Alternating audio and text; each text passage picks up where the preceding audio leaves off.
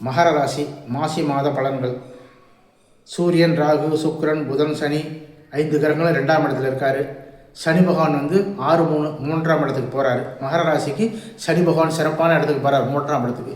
இது வரலையும் 7.5 வருஷம் வரலையும் ஏற்ற இறக்கமாக எந்த அளவுக்குலாம் கொஞ்சம் கஷ்டங்கள்லாம் கொடுத்து வந்தாரோ அதெல்லாம் மாறி ஒரு சிறப்பான நன்மையை கொடுக்க போகிறார். இப்போ குரு பகவான் 6ஆம் இடத்துல இருக்கார். அவர் சுமாரான மத்தியமான இடம் தான் இருக்கார். ஆக சனி பகவான் நல்ல இடத்துக்கு வராரு. அது ரொம்ப சிறப்புன்னு சொல்லணும்.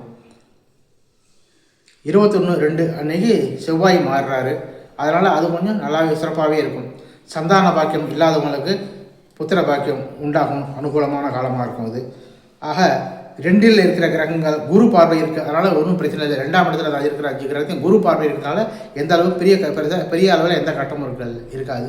சனி பகவான் 3ஆம் இடத்துக்கு போகிற இதுவே பெரிய சிறப்பு. ஏன்னா உங்களுக்கு வருமானம், பொருளாதாரம் ரொம்ப சிறப்பாக இருக்கும். செய்தொழில், வியாபாரம்லாம் இன்னுமே நல்லாவே இருக்கும், சிறப்பாக இருக்கும். இது வரலையும் ஏற்ற இறக்கமாக இருந்தாலும் இன்னுமே முற்போக்கான நேரம் நல்லாவே சிறப்பாகவே இருக்கும். 10-12ஆம் இடத்த குரு பார்வை அமையுது. அதனால் வேலை உத்தியோகங்கள் இருந்த கஷ்டங்கள்லாம் நிவர்த்தியாகும், நல்லாயிருக்கும். 12ஆம் இடத்தை பார்க்குறது, அதாவது ஒரு நிம்மதியாக தூங்க முடியல அப்படிங்கிறவங்களாம் இப்போ தான் ஒரு நிம்மதியான இது இருக்கும், நல்லா இருக்கும், அருமையான காலம். ஆக மகர ராசிக்கு இந்த சனி பகவான் ரொம்ப சிறப்பான நன்மைகளாக கொடுக்க போகிறார்.